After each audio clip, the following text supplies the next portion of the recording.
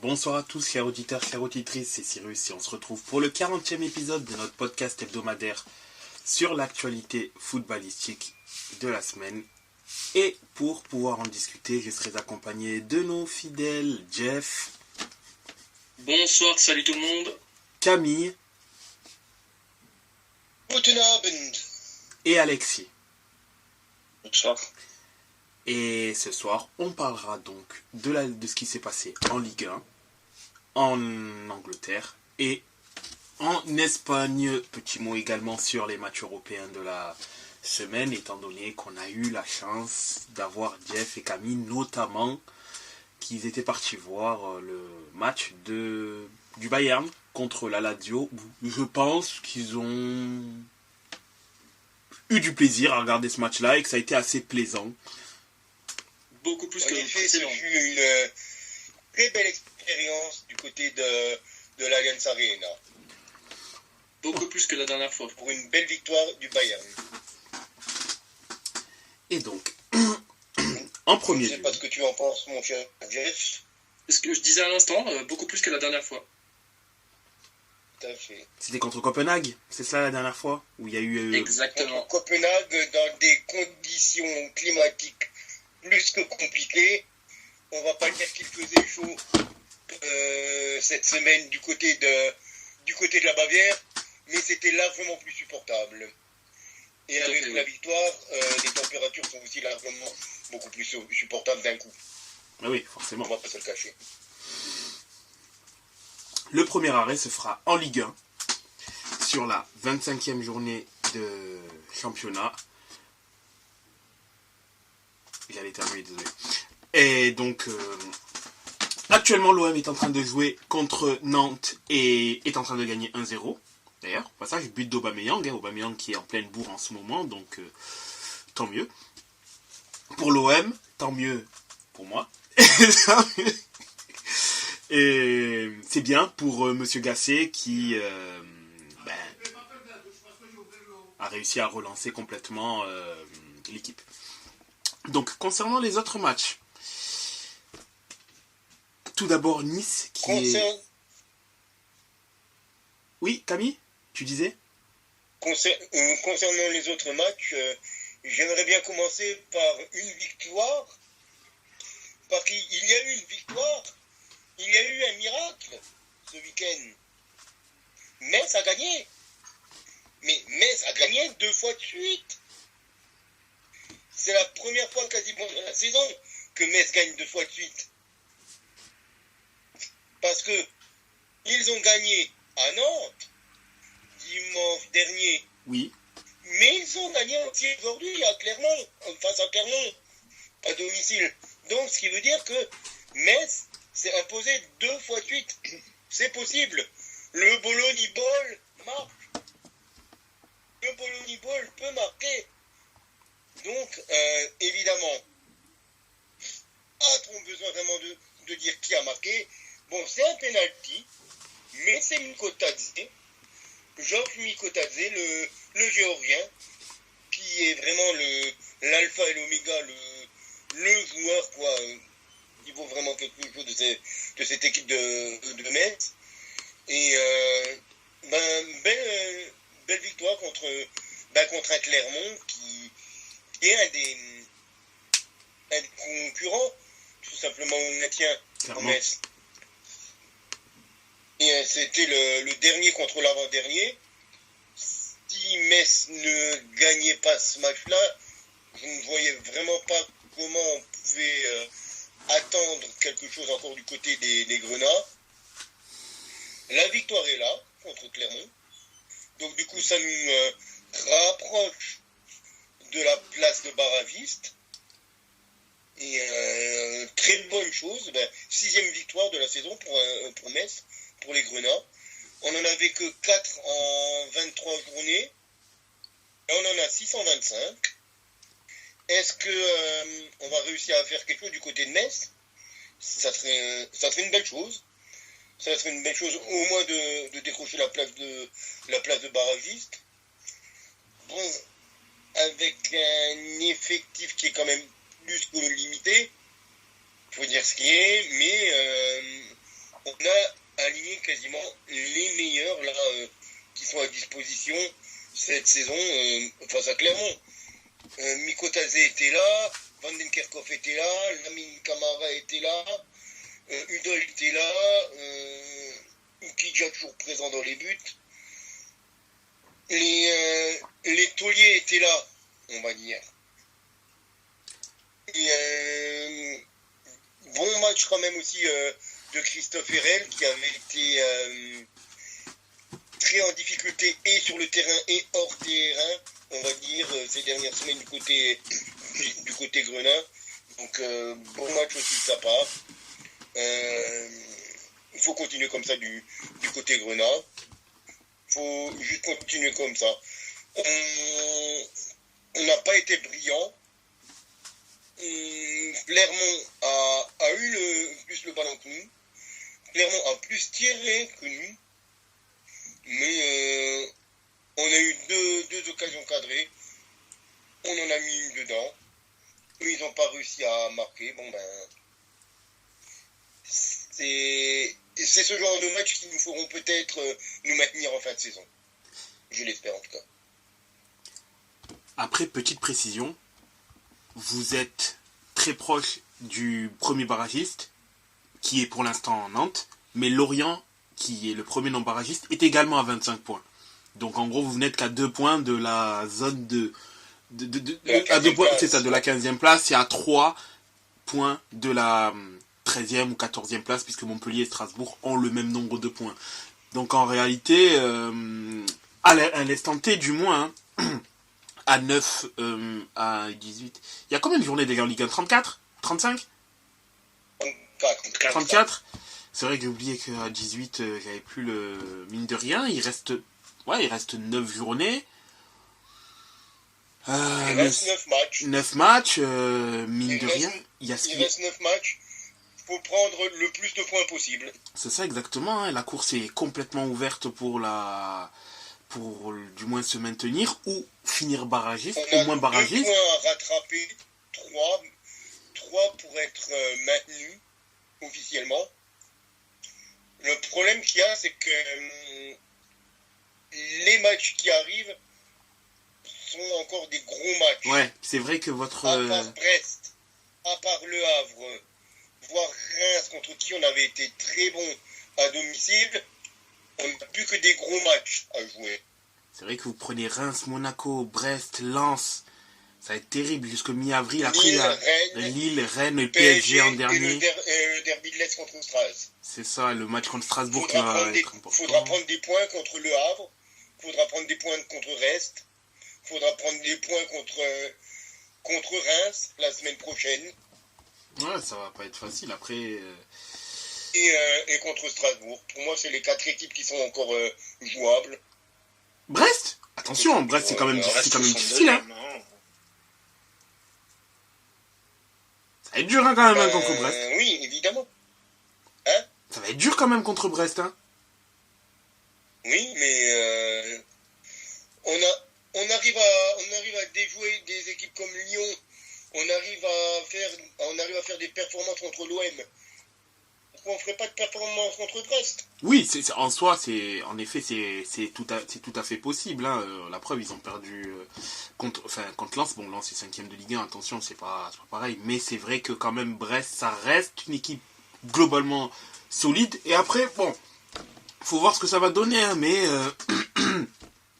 du moins, Brest, je trouve... Désolé, à part Monaco et le PSG, je pense qu'il n'y a aucune équipe qu'on ne peut pas battre sur un match, quoi.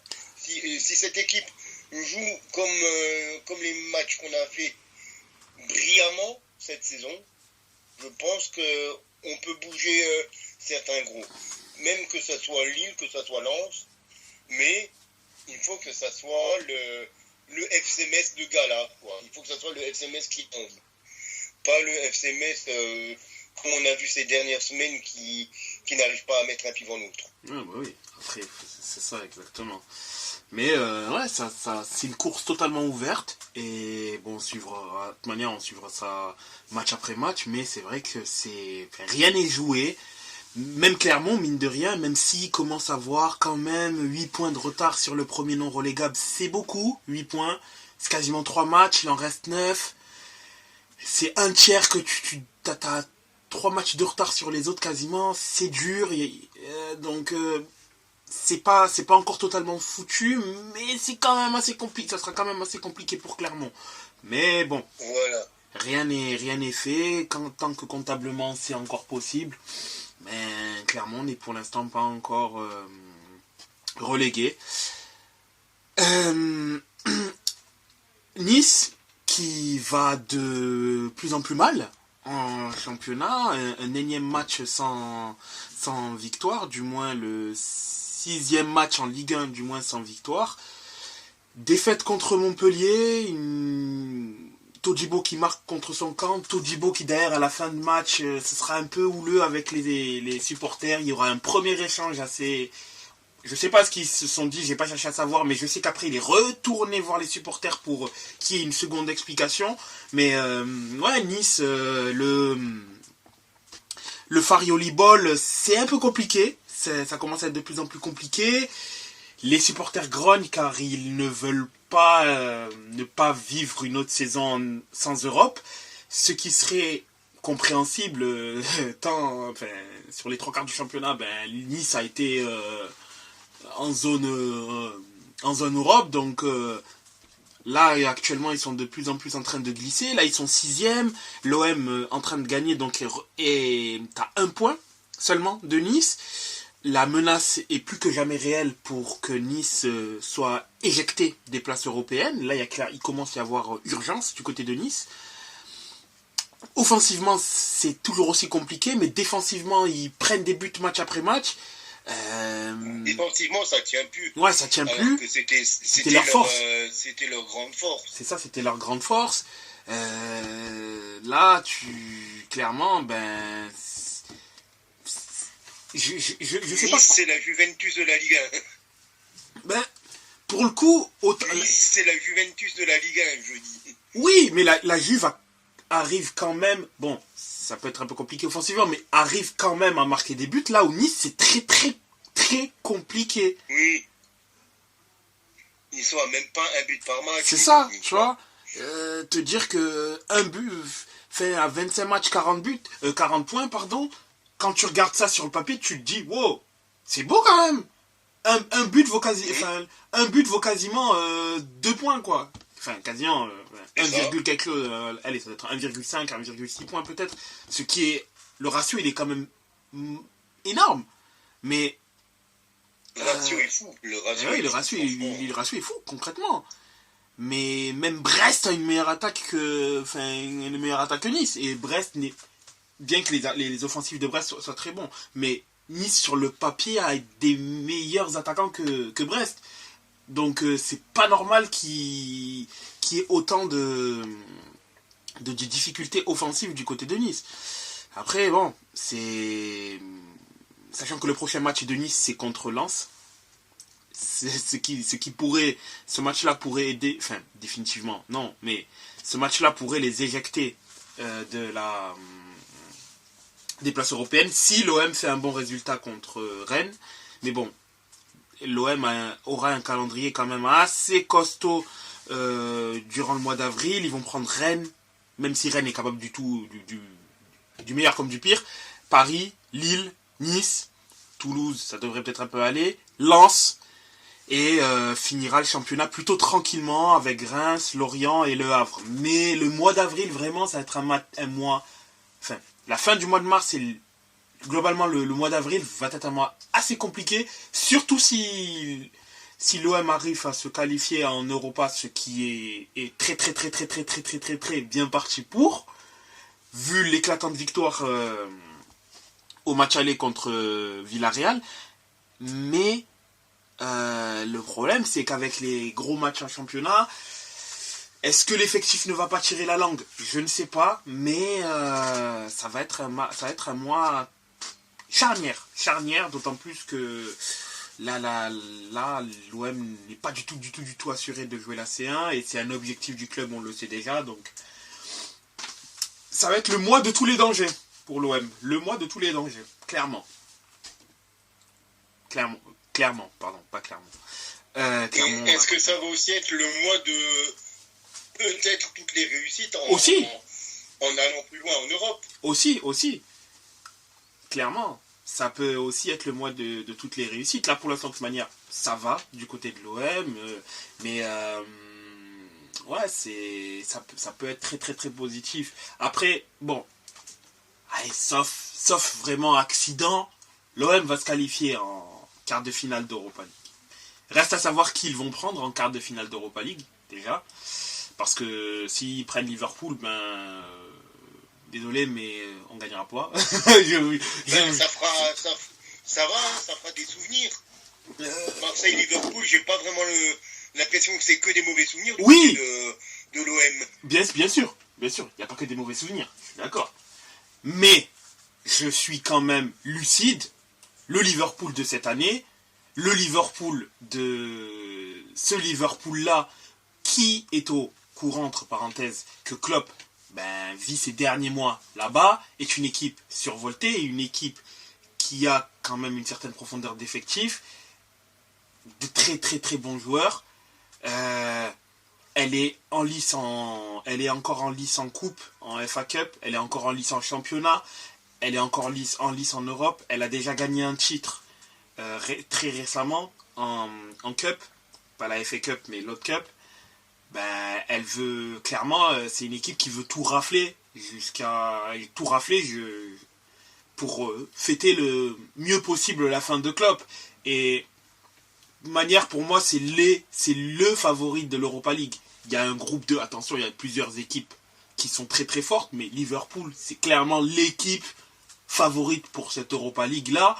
Et ouais, pour moi, si on les prend en quart de finale, on passera pas. J'espère juste qu'on prendra pas 4-0, 4-0, mais je n'y crois pas une seconde qu'on arrivera à éliminer ce Liverpool-là, qui est armé pour pouvoir performer. Et surtout quand tu vois le match de Liverpool, quand tu vois le Liverpool ces dernières semaines, déjà la résilience qu'arrive à avoir cette équipe-là, puis le Liverpool dont on parlera quand on parlera de l'Angleterre, le match qu'ils ont fait par exemple contre City, tu te dis mais la pression qu'ils sont capables de mettre à une équipe comme City, c'est chaud. C'est vrai, c'est vraiment, vraiment, vraiment chaud. Et moi, je crois pas. Après, si c'est une autre équipe que Liverpool, ça va être difficile. Mais en soi, tout est possible. Mais franchement, moi, si l'OM joue les Leverkusen... Ah oui, c'est vrai qu'il y avait les Leverkusen.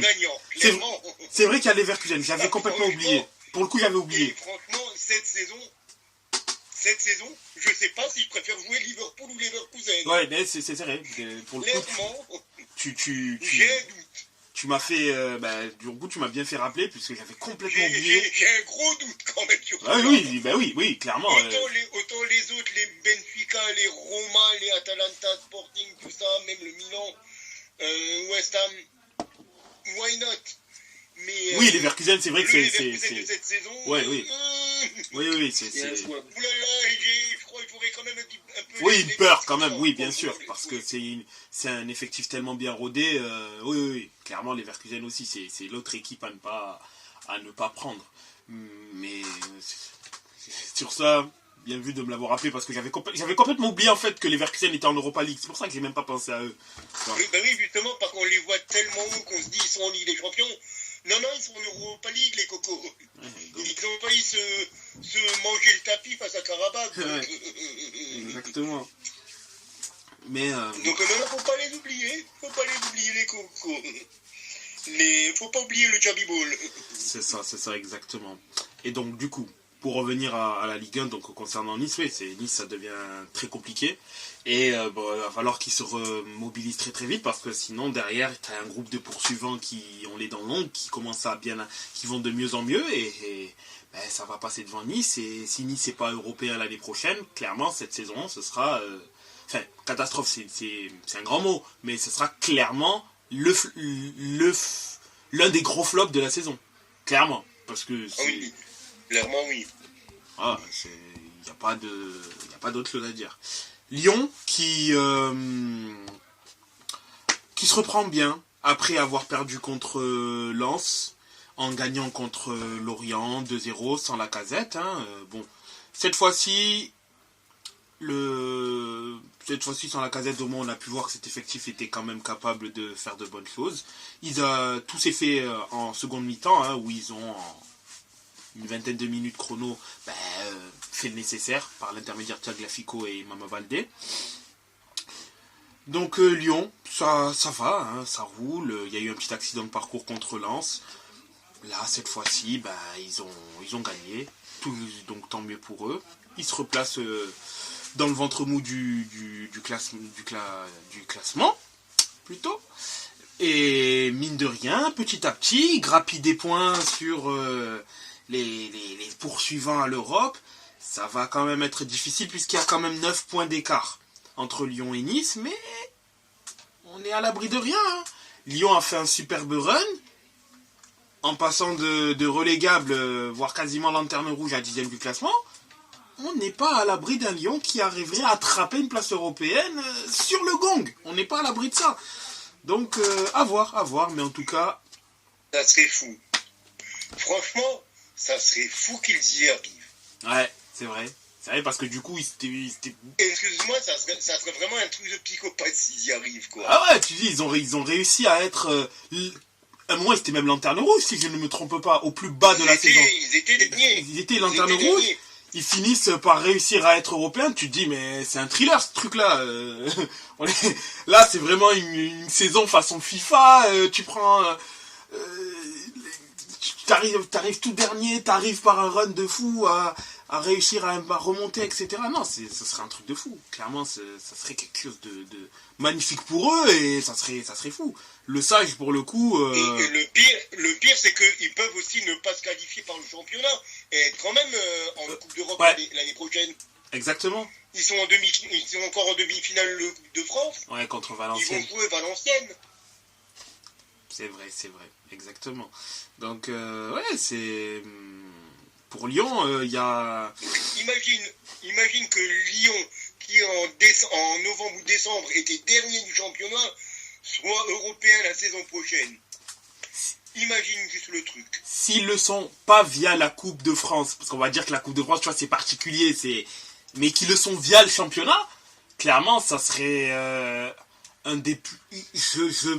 Je sais même pas si le fait que Brest finisse dauphin du PSG soit un plus grand exploit que Lyon qui arrive à finir européen. Je saurais pas le dire, personnellement. Bien que je n'ai aucune sympathie pour Lyon. Les deux se valent, je pense. Tu vois ? Je pense que les deux se valent. Parce que j'ai pas beaucoup de... Autant des équipes qui sont quasiment proches de la relégation, enfin de la zone de relégation, qui arrivent à finir haut, finalement dans le top 10. Ça c'est arrivé, il me semble que Leverkusen, je crois c'est un exemple. Aston Villa quand Emery les prend aussi. Stuttgart l'année dernière. Stuttgart aussi. Stuttgart qui finit 15e ou 16e l'année dernière.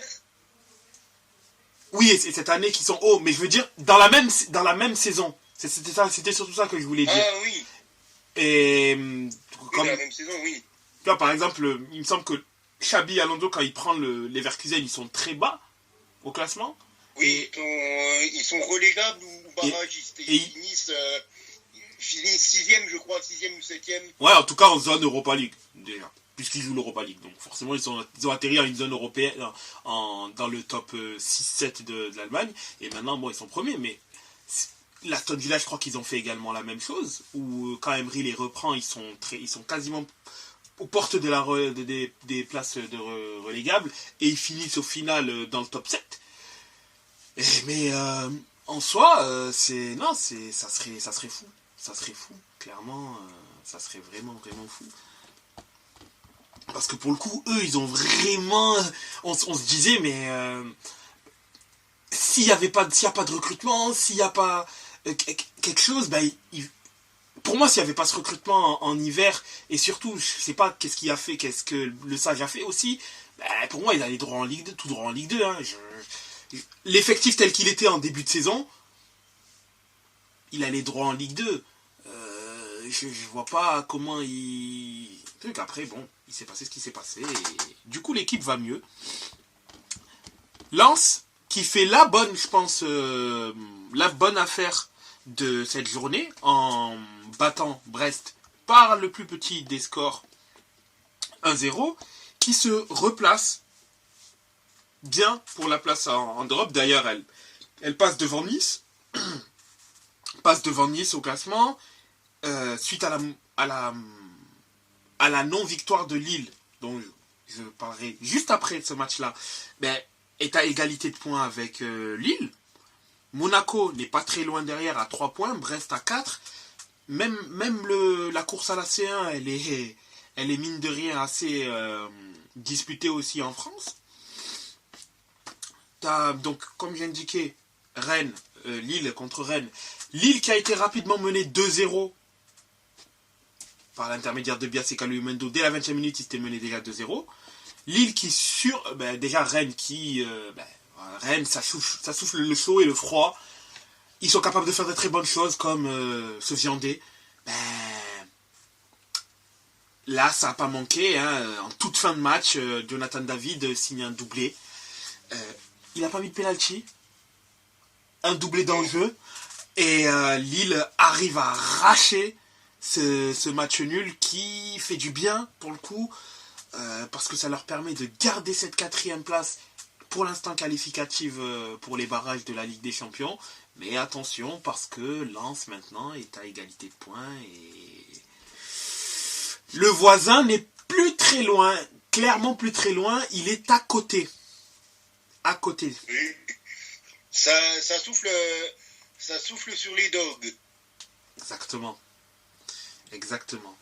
Monaco qui s'impose par la plus petite démarche également contre Strasbourg, Monaco qui se maintient, Le Havre qui gagne 1-0 contre Toulouse, qui du coup victoire quand même très importante pour le Havre, puisqu'elle a besoin quand même de prendre des points dans l'optique de prendre le plus d'avance possible sur les équipes jouant le maintien. Toulouse qui a quand même qui a 29 points, qui n'est pas à l'instant T directement en danger, mais mine de rien, il y a Nantes qui est pour l'instant premier relégable, n'est qu'à 4 points. Donc attention Toulouse, attention, Toulouse était en plus sur une bonne période où elle avait gagné les Monaco, Lille et Nice. Malheureusement, elle tombe contre le Havre, c'est dommage. Mais attention, parce que tout n'est pas fait. Le PSG qui fait match nul contre Reims 2-2. Où tout s'est joué clairement en première mi-temps. Il y a eu 2-2 en première mi-temps. Je vais pas parler du coaching concernant Mbappé. Ça en devient... Pour moi, je pense que ça en devient plus ridicule qu'autre chose. Ouais, quoi. Après, bon, le PSG a 10 points d'avance sur Brest, mais... je suis pas vraiment rassuré par ce PSG là. C'est 3e match d'ailleurs sans victoire en Ligue 1 pour le PSG. 3 derniers matchs, 3 matchs nuls. Le problème qu'il y a, c'est que quand il n'y a pas Mbappé, on voit la différence. Bien sûr. Et j'ai l'impression que tout simplement ils ont tellement pris l'habitude. C'est bon, Kylian il est là, Kylian il va marquer un but, en fait c'est un petit peu comme l'équipe de France à l'époque quand il n'y avait pas Zidane. Merde, on est des footballeurs quoi, mais c'est quoi le plan de jeu du coup? C'est un petit peu quand est-ce qu'on mange Joe?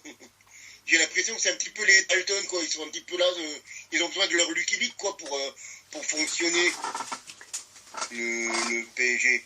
Parce que là, l'équipe qui a été alignée contre Reims, elle est superbe quoi, cette équipe quand même. Entre Hakimi, Danilo, Lucas Hernandez, Zahir Emery, Gonzalo Ramos, Barcola, Kangini, c'est des super joueurs, c'est des excellents joueurs, mais on dirait que du coup, quand il n'y a plus le plan Mbappé, il n'y a plus de plan. Ils sont là, merde. Il faut qu'on apprenne à jouer sans Kylian. Du coup, coach, c'est quoi les consignes? Ouais, c'est... Et la consigne numéro 1 au PSG, c'est donne la balle à Kylian. Quand il n'y a pas de Kylian, tu donnes la balle à qui? C'est ça exactement. Mais c'est en partie un peu lié à cause de ça que pour moi le PSG, je ne les vois pas parmi les équipes capables d'aller loin en Ligue des Champions et je les place pas du tout parmi les favoris malgré le fait que Mbappé soit un joueur spécial. Parce que je trouve que derrière lui, c'est assez compliqué. Et bon, bien sûr, ils vont apprendre à jouer sans lui, c'est tout à fait logique, c'est normal. Mais moi, je trouve l'ensemble trop fragile. Et dans une Ligue 1 qui est, mine de rien, cette année, pas si forte que ça, je trouve que même le PSG, je les trouve pas dominants. Ils gagnent parce ils ont un meilleur effectif que tout le monde. Enfin, ils ne perdent pas, pour le coup. Ils gagnent ou ils ne perdent pas parce qu'ils ont un meilleur effectif que tout le monde. Mais même dans l'impression visuelle, dans le contenu des matchs, je les trouve pas au-dessus de tous. Je vois pas ce truc qui me dit, ah ouais, ça se voit qu'ils sont au-dessus des autres. Ils ont des grands joueurs. Mais en même temps, on voit que ces grands joueurs sont bien au-dessus de tout le monde et que voilà, on voit qu'Mbappé est au-dessus de tout le monde. Oui, ça, oui, on le voit. On le sait, on le voit. Après, ouais. Ok. Après, ouais, bon, c'est collectivement du moins insuffisant, je trouve. Mais et c'est ça qui fait que je me dis que en Ligue des Champions, contre des équipes plus tueuses, contre des équipes où vraiment ta marge d'erreur elle est minime. Sinon, tu vas te faire punir. Je pense à Manchester City, je pense au Real, je pense à l'Inter de cette année, voire éventuellement le Bayern. Même si le Bayern reste quand même malade, attention, ouais, le danger numéro 1 sera Mbappé, mais à partir du moment où tu arrives à un peu quadriller Mbappé, là, ça va être difficile. Ça va être difficile. Parce que les autres milieux, globalement, les autres milieux de terrain, c'est des milieux plutôt dominants. Le milieu de City, la vocation est très dominant. Moi, je vois le milieu du PSG aujourd'hui. Si le PSG prend Manchester City en quart de finale de Ligue des Champions, je donne pas cher de la peau du milieu du PSG. Pour le coup. Si le PSG prend l'Inter en quart de finale, je donne pas cher du milieu du PSG. Parce que le milieu de l'Inter est ultra rodé. Et ultra rodé, ils savent, les trois, Mkhitaryan, Çalhanoğlu, Barella jouent comme s'ils jouaient ensemble depuis 5-6 ans. Ils se connaissent parfaitement, ils savent très bien se seconder. Enfin, ça va être dur, ça va être très très dur. Et après, il faut voir ce que ça va donner. Mais en tout cas, bon, PSG va gagner la Ligue 1, ça en fait pas de doute là-dessus, mais franchement, j'ai du mal à les voir. Non, c'est un PSG qui ne fait pas rêver, comme tu l'as dit. Ouais. C'est le truc. Il sera champion parce que les autres ont été moins bons, c'est tout. C'est un petit peu. En fait, ce PSG-là me fait penser au dernier titre de la Juve en 2019, du coup. 2020. On a vu, c'était. 2020. Ne t'enlève pas un titre, 2020. Pardon, oui. 2020, c'est ça. On avait été juste champion parce que les autres équipes se sont plantées, se sont neutralisées, mais on était déjà nuls. L'Inter. Ouais. C'est le dernier titre où vous gagnez avec un point d'écart, si je me trompe pas. C'est ça. Ouais, parce que l'Inter a fait n'importe quoi. On gagne juste parce que. Ouais. On gagne parce que les autres se sont neutralisés entre eux, quoi. C'est ça, exactement. Parce qu'en plus, sauf si je dis des bêtises, hein, hormis peut-être le premier titre, mais encore, pour moi, hormis peut-être le premier titre, que vous avez gagné en 2012, du coup, si je ne me trompe pas. 12. Je crois 2012. que c'est le titre où vous avez le moins de points, et vous n'étiez pas à 80, déjà vous n'étiez même pas à 90, mais je crois que c'est le titre où vous avez le moins de points sur les 9 titres d'affilée. Et déjà, alors qu'en général, vous preniez autour de 90 points, avec un maximum à 102, hein, voilà. Mais autour de 90 points vous preniez, ce qui est très haut, et c'était les standards que vous aviez mis. Mais là, je crois que C'était les standards qu'on avait, mais là, si on arrivait déjà à 60 points, ça serait bien. Ouais, t'abuses. Ouais. T'as vu. J'abuse un petit peu, peut-être. Vous allez finir à, je pense, autour de 70. Non, là, Les 70 et quelques points, quand même, tu vois. Mais, Oui. voire plus, je pense, même un peu plus. Parce que bon, même avec 10 défaites, l'Inter, je crois, avait terminé 4ème avec plus de 70 points. Mais, vous allez dépasser 70 points, mais ce que je veux dire par là, c'est... le PSG, d'ailleurs, je me demande avec combien de points le PSG va gagner le titre de champion. Tu vois, ça aussi. Là où le PSG les PSG de Blanc, celui de Tourelle, celui d'Emery, c'est des PSG qui avaient des énormes... Enfin, qui étaient à plus de 90 points en Ligue 1. Des équipes vraiment dominantes pour le coup, tu vois. Là, je sais peut-être moi je table entre 80 et 90 points maximum, je pense, ce PSG là. Ah, quoique, attends, parce qu'il reste 9 matchs. Il reste pas... 90 points, j'allais dire, tu m'expliques quand même comment ils les font, les 90 c'est vrai. points. Parce qu'il reste 9 fois...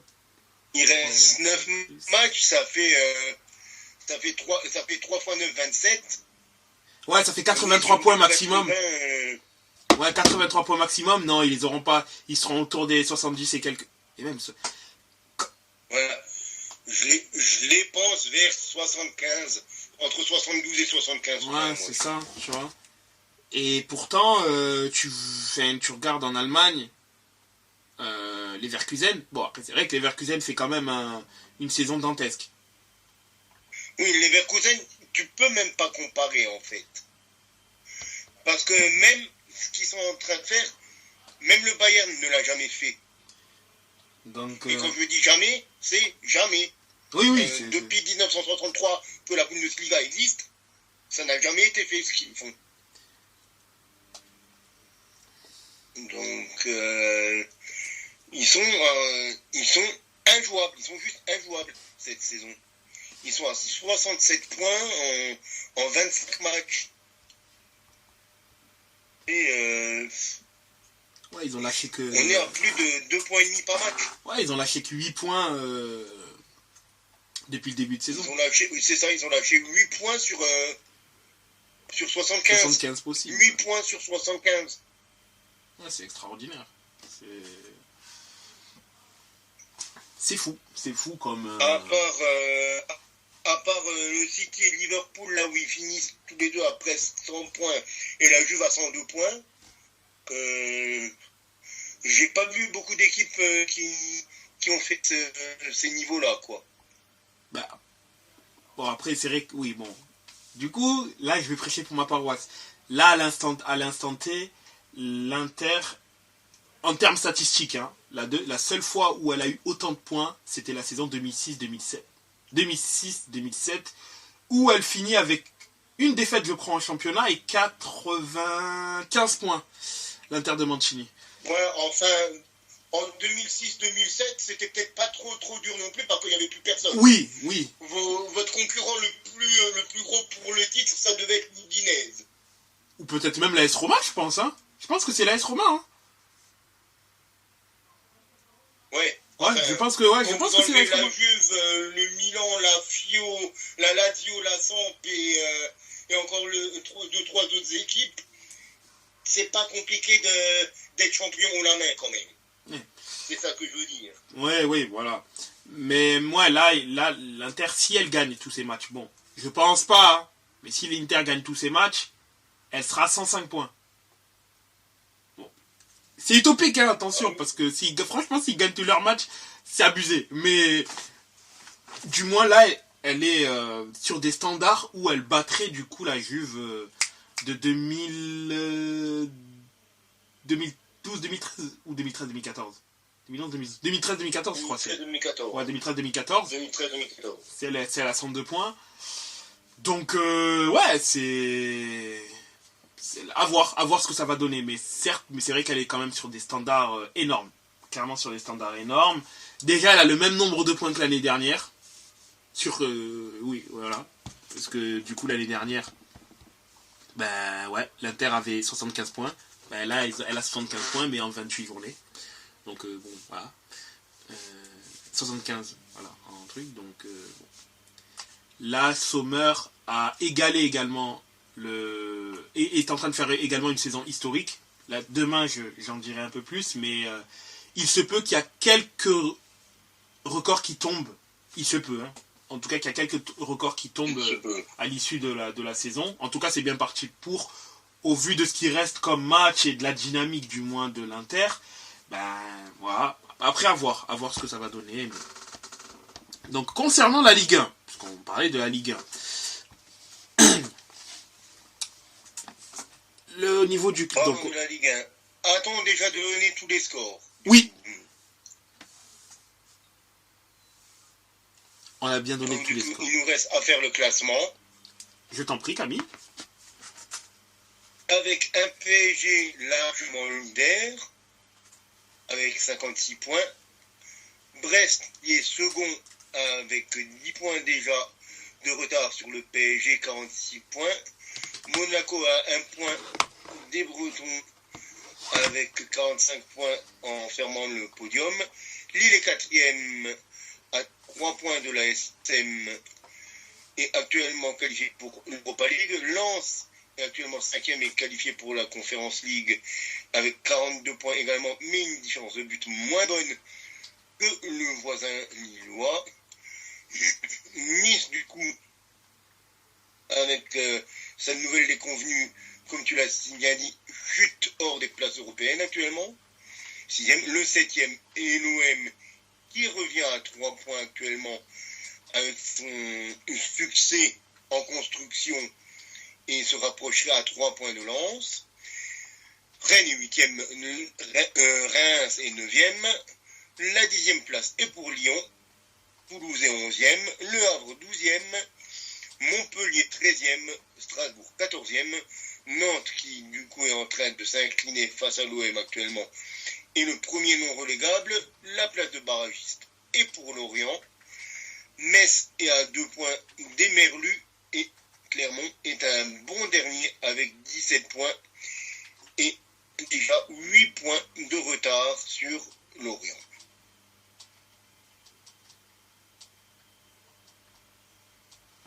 Voilà pour le classement de notre bonne vieille Ligue 1. Prenons une petite pause avant de parler de la Première Ligue et de la Liga. A tout de suite. A tout de suite. À tout de suite. Donc nous revoici pour la seconde partie du podcast et donc le voyage se fait actuellement donc en Angleterre avec la 28e journée de PL rythmée par de matchs très intéressants et notamment un très très gros Liverpool-Manchester City, match qui a une valeur très très très importante dans la course au titre, dont je parlerai en tout dernier. D'ailleurs, en premier lieu, Manchester United qui s'est rassuré en gagnant contre Everton. Bon, ça a été une séance de penalty, on va dire, dans le sens où Rashford et Bruno Fernandes ont tous deux marqué sur penalty. Bon, il faut les mettre, hein, les penalties, attention, hein, c'est un exercice pour lequel il faut faire le nécessaire. Donc Manchester United qui fait le minimum syndical en gagnant contre Everton, grâce à ces deux penalties. Les Wolves de Wolverhampton qui gagnent également contre Fulham, qui se rapprochent, mine de rien, de certaines équipes qui jouent les places européennes, notamment Brighton et West Ham, en gagnant 2-1 donc contre Fulham. Crystal Palace qui fait match nul contre Luton qui a égalisé à la toute fin de match. Un match nul assez, je dirais pas dérangeant, mais bon, un match nul au forceps pour Luton et assez dur pour Crystal Palace. Bournemouth qui fait match nul également contre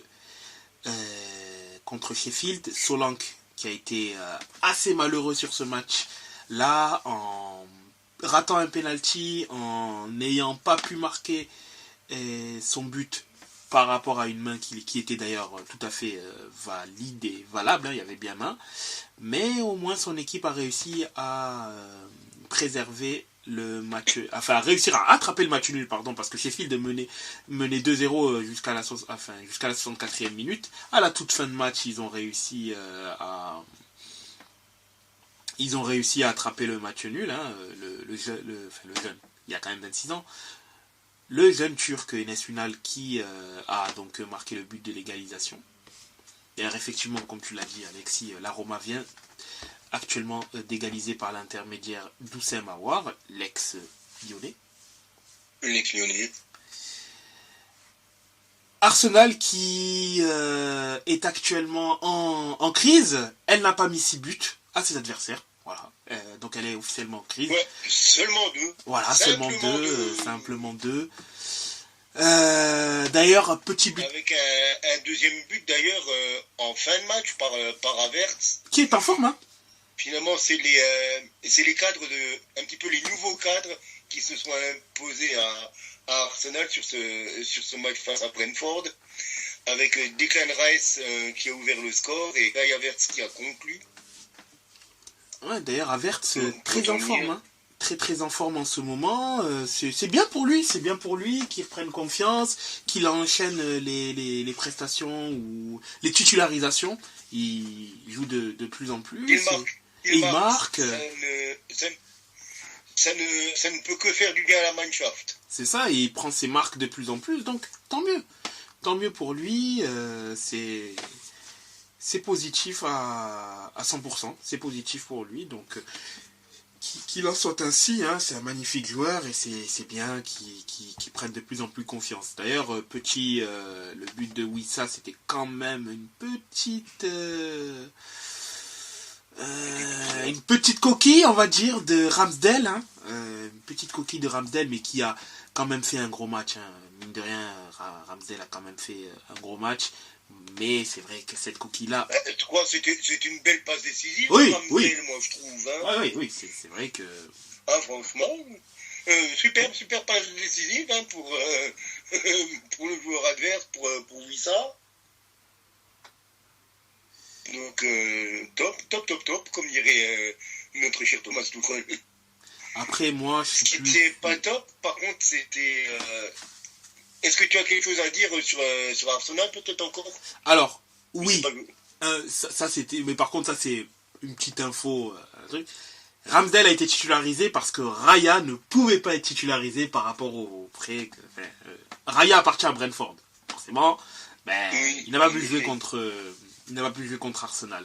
Contre son club, contre le club, contre lequel il appartient. C'est ça, exactement. Voilà. Même si moi personnellement je préfère Ramsdale, j'ai une préférence pour Ramsdale par rapport à Raya. Je trouve que oui, c'est vrai que Ramsdale est capable de saut de concentration, etc. Mais je trouve que Raya n'est pas plus rassurant en soi que Ramsdale et que hormis son jeu au pied, je pense Ramsdale au-dessus dans les autres compartiments du jeu pour un gardien, au-dessus de Raya. Mais bon, voilà. Mais sinon, oui, la petite crise à Arsenal, hein, due au fait du faible nombre de buts. Et bon, ils sont premiers au classement, on l'indiquera pourquoi dans quelques instants, mais c'est un peu la crise en termes de buts. Même s'ils n'ont pas de 9, ils n'ont mis que 2 buts, c'est pas normal. Donc, aïe, Arsenal, aïe. Ouais. Ceux qui ont failli ne pas être hypés du tout, c'est West Ham face à Burnley. Avec une égalisation d'Ings à la 91e minute. Ils ont eu très chaud les Hammers. Exactement. Mais ils étaient menés de 0. Ils étaient menés. Puis, grâce notamment à Paqueta, un ancien Ligue 1, puis à Danny Ings qui a égalisé tout en fin de rencontre. Les Hammers ont pu décrocher un point précieux, j'ai envie de dire quand même, à domicile. Tottenham, par contre, a fait la grosse opération de la journée, quand même, la grosse claque de la journée. Oui. Avec un 4-0 face à Aston Villa. 4-0, mais imposé, quoi. Alors, ok, les Villains ont eu un rouge à la 65e par McGinn. Mais il y avait déjà 2-0 au moment du carton rouge. Donc, par Madison et par Brendan Wilson, ils avaient déjà ouvert le compteur but, les Spurs. Bon, après, le rouge de McGinn n'a certainement pas aidé les Villains. C'est ça. Mais les deux derniers buts de Tottenham sont dans les arrêts de jeu avec Son et Werner. Donc, content de revoir aussi James Madison sur les terrains. Ah oui. Lui qui est un super numéro 10. Ah oui, clairement.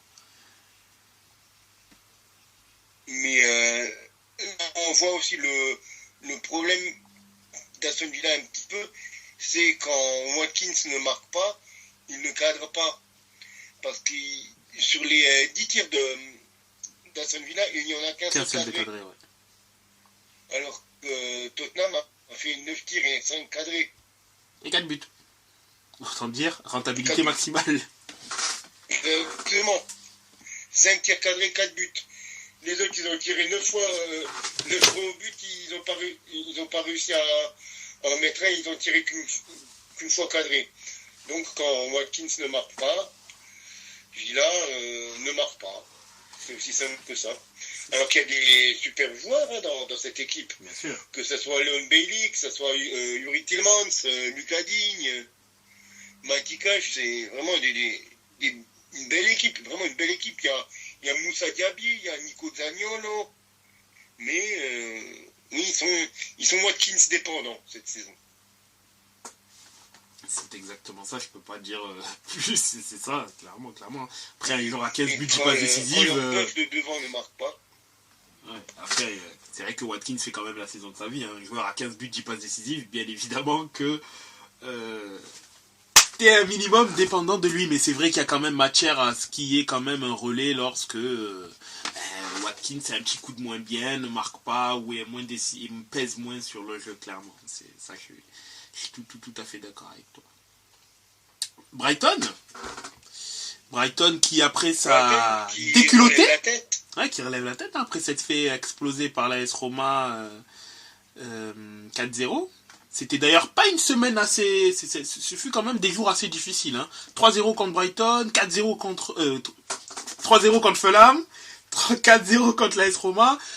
C'était un peu compliqué. Ah, le 2 bis m'a souffert. Ah oui. Le 2 bis m'a souffert. Mais bon, ils ont réussi là. Petite victoire contre Nottingham Forest. Ça fait du bien. Et ils sont au contact de West Ham toujours. Mais bon, tant mieux que ça continue ainsi de leur côté. Et le gros match de la semaine, et l'un des matchs de la saison, bien évidemment, qui conditionne la fin de saison, c'était Liverpool-Manchester City. Un match, plus qu'un match de championnat, un match limite de Ligue des Champions avant l'heure. Un match de titre. Ouais, un des matchs du titre, puisqu'il y a quand même le City Arsenal dans quelques semaines, dans 2 semaines si je ne me trompe pas, qui lui aussi aura clairement valeur de titre, puisque vu le peu d'écart qu'il y a, et voilà, vu le peu d'écart qu'il y a entre les équipes, c'était un match qu'on pourrait dire à deux visages. À deux visages, pourquoi ? Parce que dans le premier acte, il y avait quand même une certaine domination du côté de Manchester City. Liverpool, certes, avait la possession à tirer au but également, mais je trouvais que Liverpool était quand même un peu plus emprunté offensivement, c'était moins précis, beaucoup de déchets. Là où City, il y avait quand même... C'était pas le grand City, attention, mais il y avait quand même une certaine domination de la part de Manchester City, et on le voyait. D'ailleurs, sans les très beaux arrêts de Kelleher, j'ai pas envie de mal mal le prononcer, s'il n'y avait pas Kelleher, ben du moins, ça aurait pu être... le score aurait pu être beaucoup plus lourd. Mais... D'ailleurs, je trouve qu'il est très très bon, ce gardien. Pour passage, très très très très bon, très rassurant. Très bon second défense. Très bon second gardien, ouais, c'est ça, exactement. Très bon gardien remplaçant. Ah oui, franchement très très très très bon. Sur ça, rien à dire là-dessus. Mais Liverpool a pris un but plutôt casquette dans le sens où c'est assez rare, c'est pas commun de se faire avoir aussi bêtement. C'est pas commun de se faire avoir aussi bêtement, mais bon, City en a profité lorsqu'il a ouvert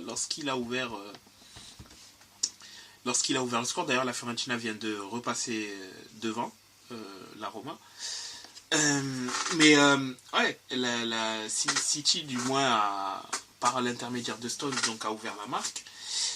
Par contre, en deuxième mi-temps, je trouve que là, Liverpool, ils sont revenus en seconde mi-temps avec des intentions. Je sais pas ce qui s'est passé. Je sais pas si Klopp leur a fait une soufflante à son effectif, mais ils sont revenus transformés. Et vraiment là, City a eu du mal. A vraiment eu du mal. Parce que là, on avait le Liverpool. J'avais un peu les flashbacks du Liverpool qui était ultra dominant. Le Liverpool de 2020. Celui qui était capable d'asphyxier n'importe qui était capable d'empêcher n'importe qui de pouvoir jouer. Et faisait en sorte que limite tu déjouais. City n'a pas déjoué. Mais même un Rodri, qui est la boussole de City, avait du mal. Parce que le milieu de City s'est fait bouffer, clairement. Ouais, c'est carrément fait bouffer le milieu de City. Et du coup, lui-même avait du mal à pouvoir développer son jeu, à pouvoir réguler le jeu comme il le fait habituellement. C'était vraiment difficile. Des erreurs défensives inhabituelles, un Ake que j'ai pas trouvé au niveau aujourd'hui, un De Bruyne un peu emprunté, mais il revient de compétition, il revient mais il revient quand même de compétition, donc forcément il n'est pas encore à 100%. Haaland complètement transparent sur ce match-là, c'était vraiment difficile, il s'est fait museler magnifiquement, notamment par la charnière de Liverpool, par Van Dijk qui fait un match de patron, clairement, il fait un match de patron aujourd'hui. L'égalisation, pour moi, elle est complètement méritée. Le penalty y est. Ederson, c'est pas de sa faute à Ederson. C'est plutôt la passe suicide qu'il reçoit. Il est un peu obligé de... obligé. Je vais pas dire il est obligé de faire ça, mais il a pas le choix. Tant on lui donne un ballon une patate chaude. Et Nunez, lui, jouait extrêmement bien le coup en essayant de gratter le ballon. Et Ederson fait faute et McAllister marque sur penalty. Nunez, d'ailleurs, le milieu de Liverpool a fait un très bon match. Bien que Szoboszlai a été un peu en dessous. Il ne rayonnait pas comme d'habitude. Mais pour le coup, parmi les offensifs à Liverpool, Nunez est vraiment relou. A vraiment fait un gros match. Il n'a pas marqué, mais il est relou. Il fait chier. Il saoule les défenseurs. Il a une activité. Il est vraiment sur le dos. Vraiment. Ouais, vraiment. Pour le coup, vraiment, il est saoulant. Je me dis, il a une présence, une occupation de l'espace, c'est quelque chose. C'est impressionnant. Et dans un autre style, Diaz, pareil.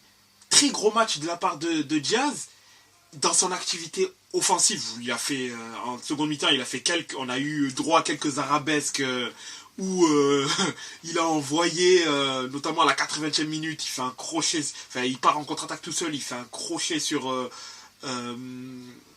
Kyle Walker. D'ailleurs, lui et Kyle Walker, ça a été vraiment un match dans le match. Et il fait un crochet, il l'envoie valser, mais Walker revient très bien. Et après, il contre le centre de Diaz. Il y a même un autre moment, quelques minutes après, où, suite à une récupération de Diaz, il passe entre 3 joueurs de City, tout en dribble. Je dis, wow. Ah ouais, quand même, Diaz. Mais à côté de ça, à contrario, t'as 2 occasions de Diaz, dont une, il n'a pas le droit de la rater, ou sur une contre-attaque, Salah, qui venait de rentrer quelques minutes avant, lui fait une merveille de passe dans la profondeur. Il est en course, et Diaz, on sait que c'est un dragster, il va très très vite. C'est Kyle Walker qui est assez trousse, mais Walker il est en retard. Je sais pas si on peut appeler ça en retard. La passe est magnifique, Donc je vais retenir plus le geste de l'attaquant. La passe est dans le dos, magnifique. Diaz est devant lui. Il ouvre beaucoup trop son pied alors que... Oui, c'est vrai que c'est le bon geste, mais il ouvre trop son pied. Il y a un geste qui est plus simple, qui est, je pense, de dribbler le gardien. Parce que le gardien de Liverpool sort vite pour le coup. Je pense qu'il avait plus à dribbler et tirer directement. Certes, Walker revenait, mais je pense que c'était le geste le plus simple à réussir. Il ouvre trop son pied, il ne réussit pas. Une autre action où il reçoit sur un centre, je pense qu'il doit la reprendre en première intention, mais il ne le fait pas.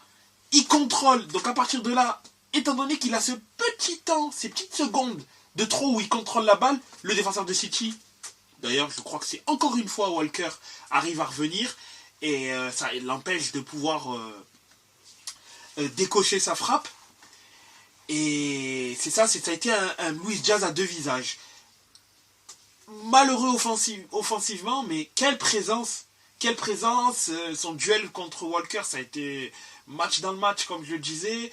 D'ailleurs, à la sortie également de Nunez et l'entrée de Gakpo, on a pu voir vraiment une différence dans les appels, dans l'activité. Gakpo était beaucoup trop central, faisait très peu d'appels dans la profondeur, quasiment pas d'ailleurs, pas assez dangereux. Il a une balle où il peut clairement frapper, et s'il frappe, il y a des chances pour que ça aille au but, tant il est seul, mais il est trop emprunté, il veut faire la passe, il hésite déjà à tirer, puis il fait une passe dans le mauvais timing à Salah, et Salah est touché, mais pour moi c'est trop peu pour siffler une faute, donc il n'y a pas eu pénalty là-dessus, parce que bon, voilà, mais Salah dans tous les cas, il était pas assez bien placé, mais c'est normal puisque Gakpo devait tirer. Mais moi, ce que je retiens de la seconde mi-temps, en plus de la forte activité de Liverpool et de fait que City a souffert, bon, il y a eu l'entrée de Doku qui a fait beaucoup de bien, qui a d'ailleurs mis un poteau, c'est malheureux pour lui, il a mis un poteau, je pense dans 90% des cas, ça fait poteau rentrant, mais là ça a été poteau sortant. Mais par contre, la fin de match, je suis désolé, je suis pas quelqu'un qui aime parler sur l'arbitrage, à dire si ça, mais je suis désolé, et Klopp l'a très bien dit, la faute de Doku, parce que oui, il y a faute de Doku, je suis désolé, on peut le justifier par quoi que ce soit, oui, mais il touche le ballon, oui, mais il joue le ballon, il y a faute. Il y a faute à 100 000%. Il y a faute. Il y a pénalty. Oui, c'est à la 97e minute, mais il y a pénalty. Je suis désolé, il y a pénalty. Je ne comprends pas comment... Alors peut-être que l'arbitre peut juger qu'il joue le ballon. Ok. Mais comment à la VAR tu peux ne pas siffler pénalty sur ça? Ça, je comprends pas. Et je suis ni pour Liverpool ni pour City. Je le vois d'un point de vue totalement neutre. C'est scandaleux qu'il n'y ait pas pénalty. Clairement, c'est scandaleux qu'il n'y ait pas pénalty. Jamais dû passer. Parce que le pire, c'est que si cette faute-là, elle a lieu dans n'importe quelle autre partie du terrain, comme l'a dit Klopp, il y a faute. Il y a faute, tout simplement. Et on le sait qu'il y a faute. Peut-être qu'il ne veut pas siffler pénalty. J'ai l'impression que l'arbitre, il a juste pas osé, en fait, prendre cette décision. Oui. Et je pense que c'était pas inhérent à Doku Kokes.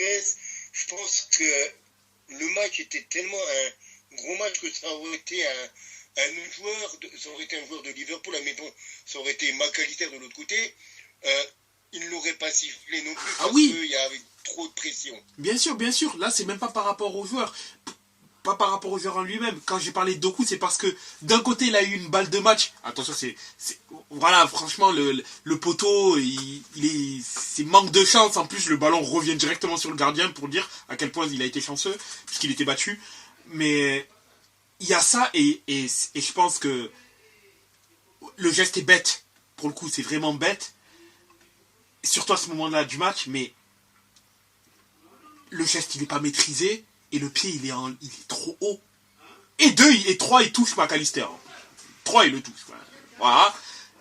Que l'arbitre se trompe, je veux bien l'entendre. Qu'il ne pense pas qu'il y ait faute, je veux bien l'entendre. Mais qu'il ne soit pas revisionné par la VAR et que la VAR ne lui dit pas « Allô, là t'as raté quelque chose, faut que tu revoies l'action. » Comment tu le justifies? Tu peux pas le justifier, c'est pas possible. C'est trop net. Là, pour le coup, on dit que la VAR intervient lorsqu'il y a une erreur manifeste. Là, il y a une erreur qui est plus que manifeste. À part à la WWE, personnellement, ou à l'UFC. D'ailleurs, il y a eu des très beaux matchs à l'UFC hier, hein. Enfin, tôt ce matin. Je vois pas en quoi ce geste-là est valide dans un terrain de foot. Je sais pas. Peut-être où il y a peut-être une nouvelle discipline, où c'est un nouveau geste qui est permis, qui est inscrit dans les règles FIFA, dont on n'a pas la teneur. Mais en soi, c'est une grossière erreur. C'est une grossière erreur et ça prive potentiellement Liverpool de 2 points qui peuvent avoir son pesant d'or dans le titre, dans le course au titre. Alors oui, on peut dire, ouais, mais si Luis Diaz aurait marqué son énorme occasion, on n'en serait pas à discuter sur le penalty. Mais ça, c'est pas la question, ça, c'est se défausser en fait de l'erreur, de la très grave erreur de la VAR, pour le coup. Parce que oui, Liverpool aurait pu marquer avant, mais quand il y a erreur, il y a erreur. Et cette erreur-là, elle vaut cher. Parce qu'elle donne un 50-50 sur la possibilité de gagner un match pour le titre. Tout simplement. Et je sais pas comment la FA se joue par rapport aux arbitres, mais pour moi, les arbitres de la VAR, ils doivent être suspendus pour cette erreur. Clairement. Ils doivent être suspendus. Parce que là, c'est une grossière erreur. C'est une grossière erreur. L'arbitre peut se tromper, mais encore, tu vois bien on voit bien des fois qu'il siffle des mains ou des pénaltys pour moins que ça, pour des fautes difficilement évidentes où tu te dis, oui, il a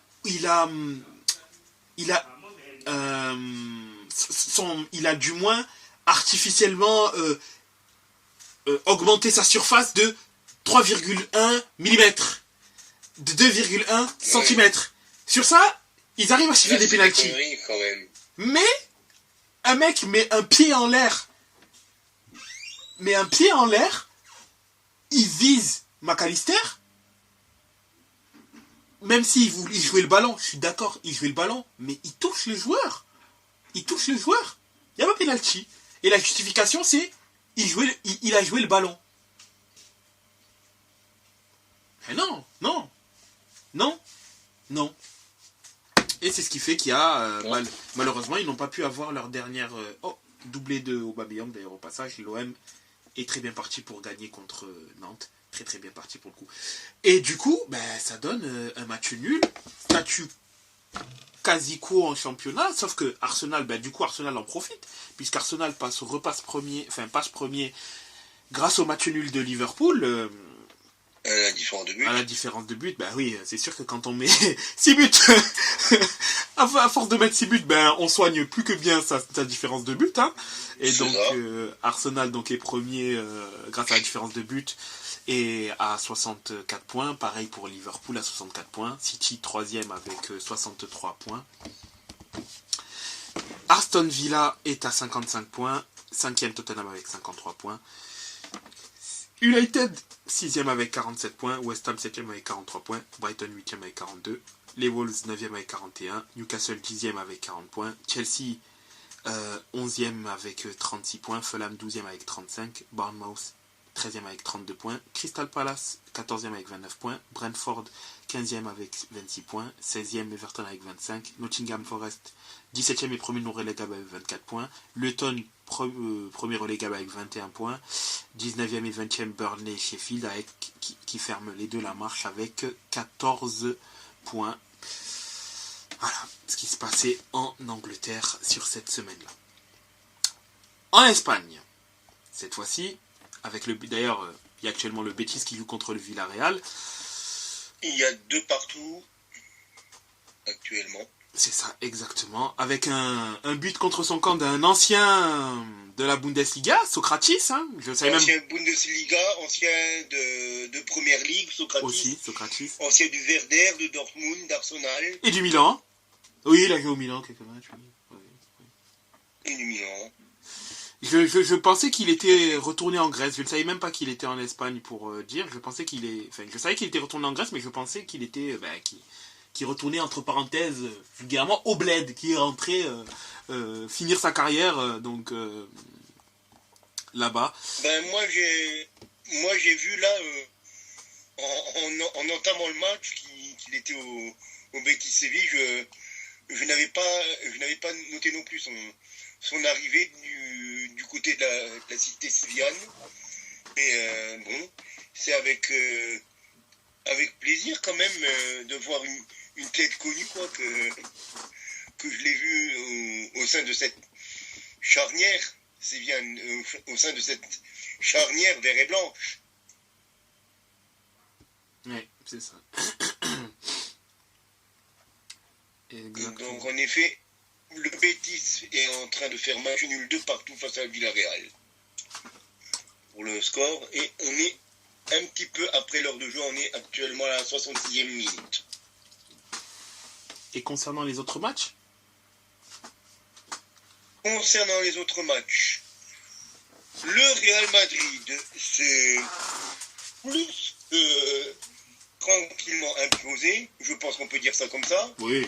Un 4-0 face au Celta Vigo, 4-0.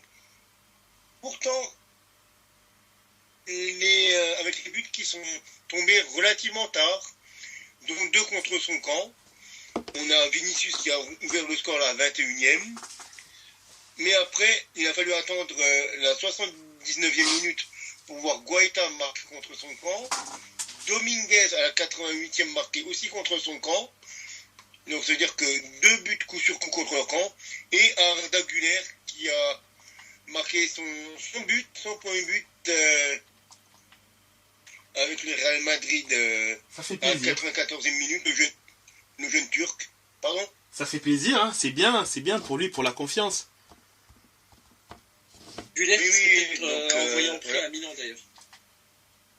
C'est ça. Et pour continuer sur le live, Villarreal qui vient de prendre l'avantage avec un 3-3. Et le but du meilleur ami d'Erling Haaland, Alexander Sørloth. 3-3, c'est pas... Villarreal qui mène du coup 3-2.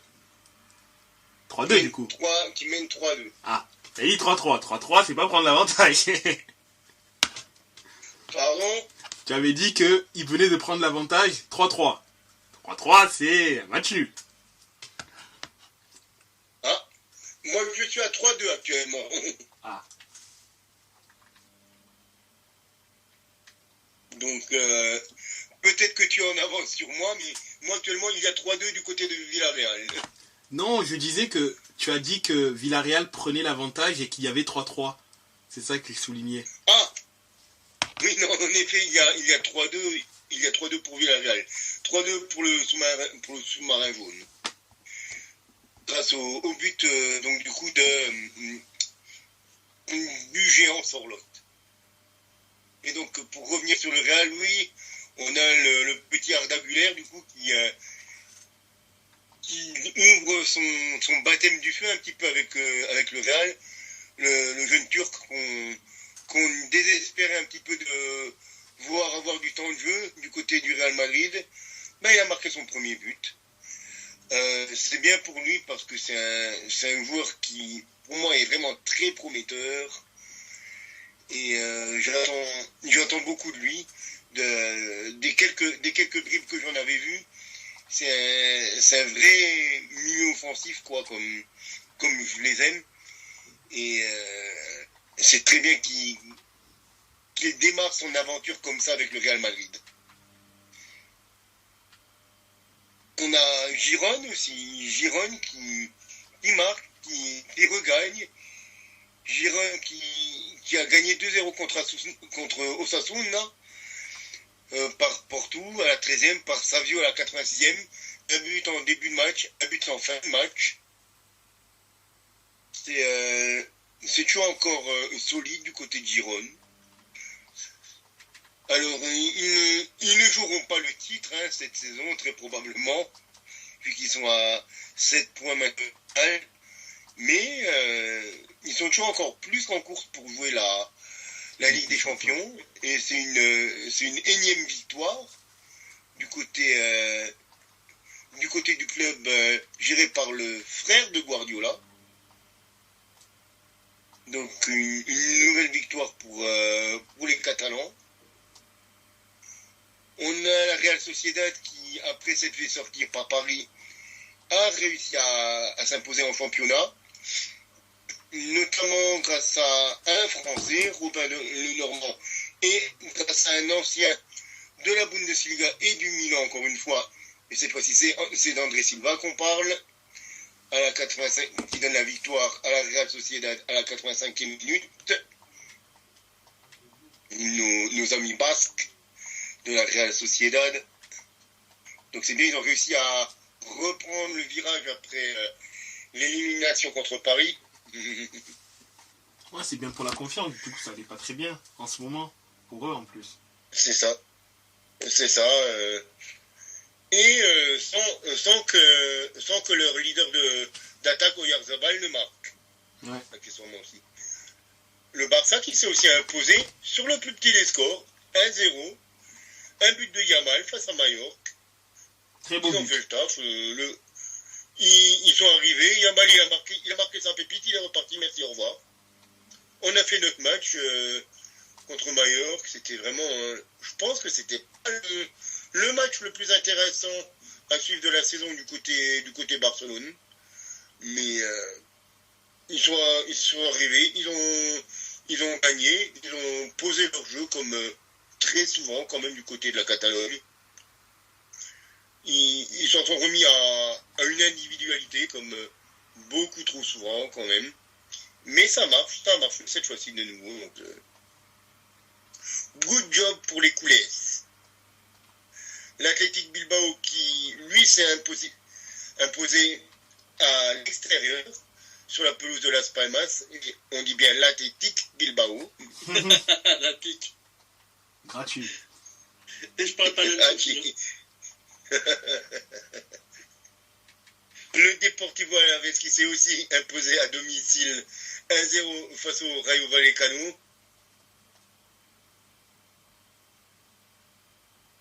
Et alors que Almeria joue demain face à Séville.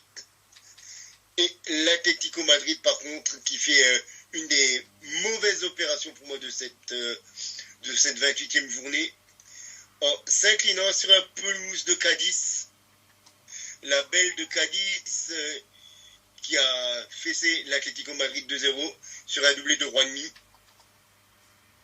Le dernier résultat étant, excusez-moi,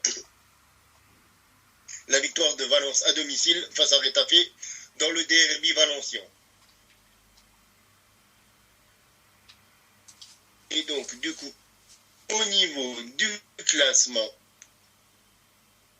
au niveau espagnol, on a un Real Madrid qui est leader avec 69 points, une seule défaite dans toute la saison. On a le Girone qui a 62 points, deuxième, solide deuxième quand même. Barcelone à 61 points ferme le podium. L'Atlético du coup est à 6 points maintenant du Barça, quatrième. L'Athletic Bilbao est cinquième à 2 points de l'Atlético avec sa victoire. La Real Sociedad est sixième, 43 points. Le Betis Séville qui est en train de s'incliner face à Villarreal est septième. Il ne peut pour l'instant pas reprendre la sixième place à la Real Sociedad. Valence est huitième. Las Palmas est un étonnant neuvième. Osasuna est dixième. Villarreal qui remonte la tête un petit peu est onzième. Retafe est douzième. Alaves 13e. Le FC Séville qui joue demain donc est 14e. Mallorca est 15e. Le Rayo Vallecano est 16e. Le premier non relégable, c'est le Celta Vigo, 17e avec 24 points. Cadiz est à 2 points des non relégables avec la 18e place. Par contre, ça sera beaucoup plus compliqué déjà pour Grenade, 19e avec seulement 14 points. Et Almeria avec 9 points et toujours aucune victoire en 27 journées.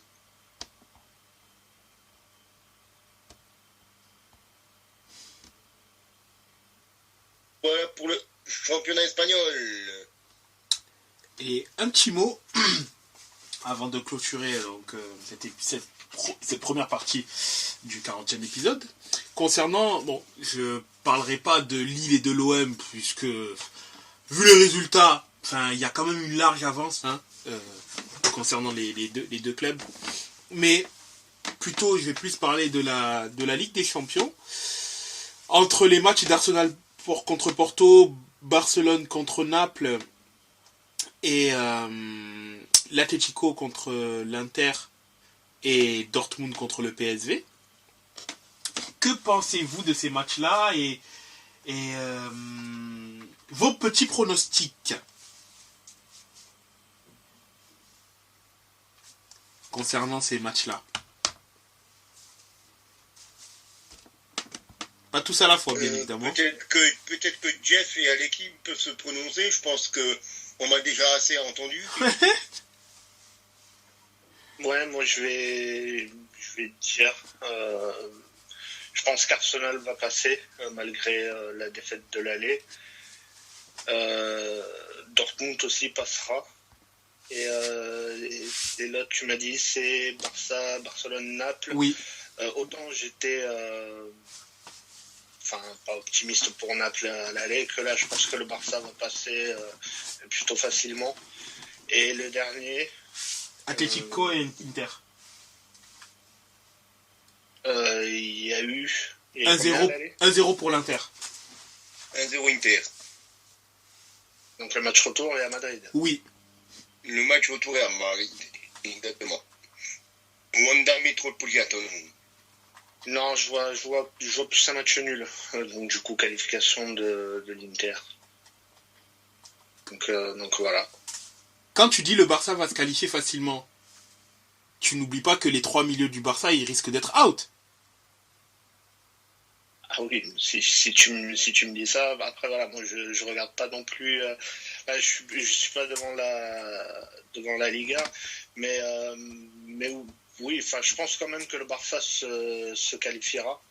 Peut-être pas facilement pour le coup, mais je pense qu'ils passeront sans trop de problèmes, alors qu'ils devaient gagner à l'aller, ouais. 2 voire 3-0. Donc je pense qu'ils passeront. Ils vont passer. Ouais.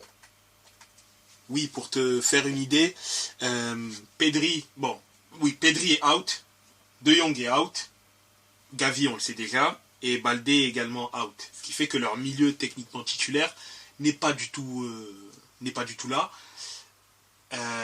Forcément, le dernier match du Barça, c'est Rafinha qui est sorti d'ailleurs sur blessure, mais je ne sais pas s'il va être out pour ce match-là ou c'est juste par précaution, mais du moins il avait pris un coup et il était sorti. C'est Rafinha qui jouait au milieu de terrain, pour te dire. Donc, je pense qu'il y a quand même suffisamment de talent du côté du Barça pour passer. Le cap Naples. Pour dire, le milieu de terrain contre Mallorca, c'était Rafinha, Christensen, Gundogan. Ouais, donc ça tient quand même la route à un minimum.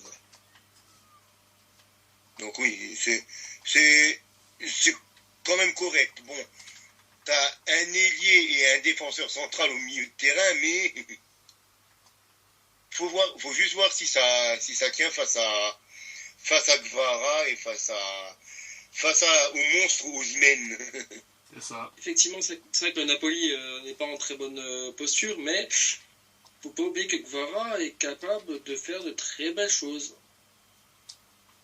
Et ça va mieux de son côté. Généralement, quand je parie pour un club, c'est généralement l'inverse qui se passe. Donc, c'est vrai.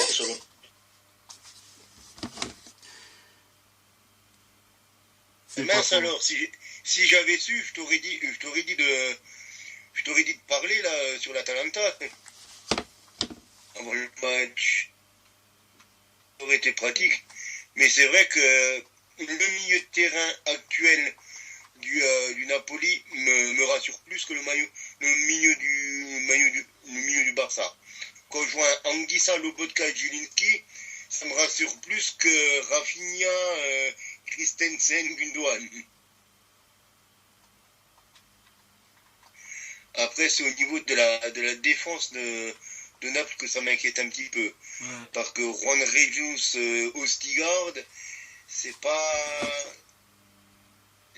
une défense tout risque, quoi.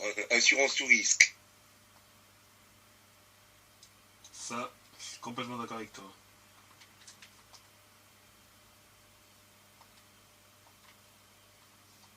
Mais Jeff, tu nous donnes peut-être tes pronos aussi? Bah, je suis assez d'accord avec Alexis. Je vois surtout le Barça s'imposer face au Napoli, même si effectivement, c'est vrai que le milieu du Barça est un peu scabreux, disons, mais les joueurs qui sont mis au milieu de terrain sont pas, c'est pas leur poste, mais ça reste quand même de très bons joueurs. Ça reste des joueurs de qualité, donc je pense que ça pourrait quand même passer. Il faut voir. Mais ouais, je vois bien le Barça s'imposer. Pour le reste, je suis assez d'accord avec Alex, hein, tout simplement. Je vois pas de gros changements. Pour ma part, je vois Arsenal se qualifier. Je vois Dortmund passer, vu que ça sera à domicile. Et au Signal Iduna Park, ça sera très très chaud comme d'habitude. Et je vois Dortmund passer avec l'aide de leurs supporters. Pour moi, si Barcelone arrive à tenir le milieu de terrain, ils passeront. S'ils n'arrivent pas à tenir le milieu de terrain, ça sera Naples qui passera. Parce que au niveau attaque, Napoli sera tout simplement intenable, quoi. Et que ça soit Politano, que ce soit Osimhen, que ça soit Kvara, ils vont faire la misère aux défenses de Barcelone si le milieu ne tient pas. Quant à l'Atlético face à l'Inter est injouable cette saison, donc pour moi, Inter qualifié. La question, j'ai presque envie de dire, la question se pose pas. Évidemment, faut se méfier en Ligue des Champions, mais avec la saison que fait l'Inter, je vois pas, en fait, en plus, avec la défaite de ce week-end dans le championnat, je vois pas comment l'Atlético peut sortir cette Inter-là. Inter qui, mine de rien, a quand même fait reposer certains joueurs, comme Di Marco contre Bologne, s'est permis de ne pas faire jouer certains joueurs.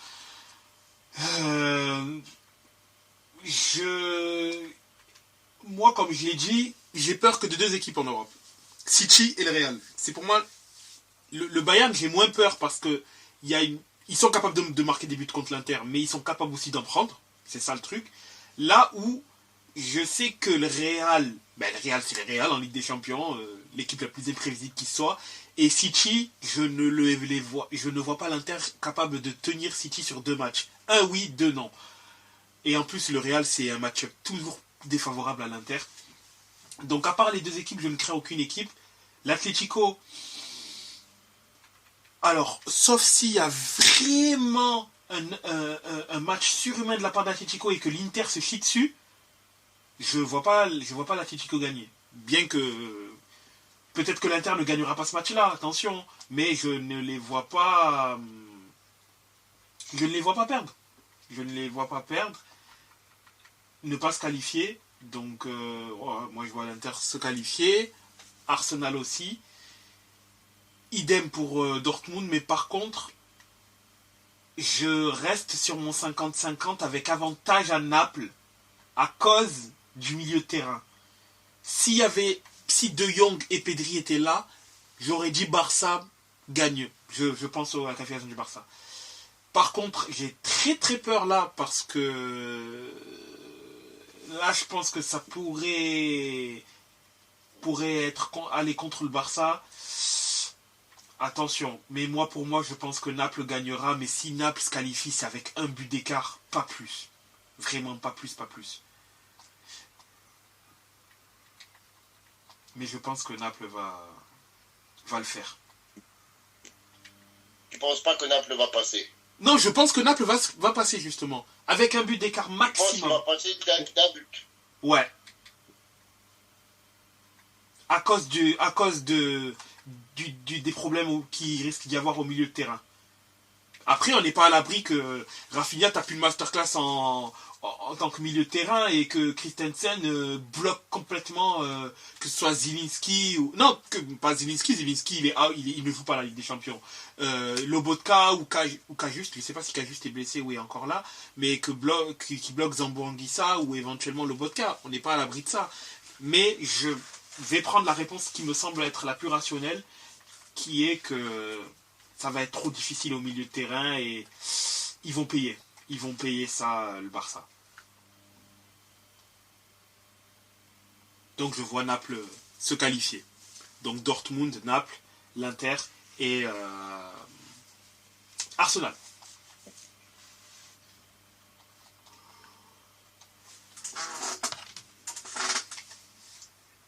Eh bien, messieurs, il est temps de raccrocher le crampon pour aujourd'hui.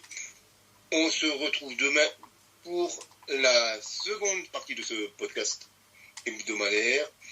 Je vous souhaite une bonne soirée, ainsi qu'à nos auditeurs, auditrices. Et puis je vous souhaite à demain.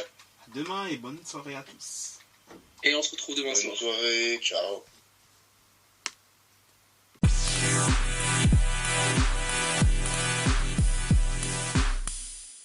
Yo les gars, si vous souhaitez avoir des maillots de qualité livrés rapidement à prix compétitif, n'hésitez pas, foncez chez notre partenaire maxikit.com avec le code La Table Ronde, vous avez 15% de réduction. Alors n'hésitez pas, si vous voulez des maillots de qualité livrés rapidement, foncez chez notre partenaire maxikit.com. Code promo La Table Ronde, tout attaché en minuscule. Et si ça ne fonctionne pas, essayez bien en majuscule également. See you next time and peace.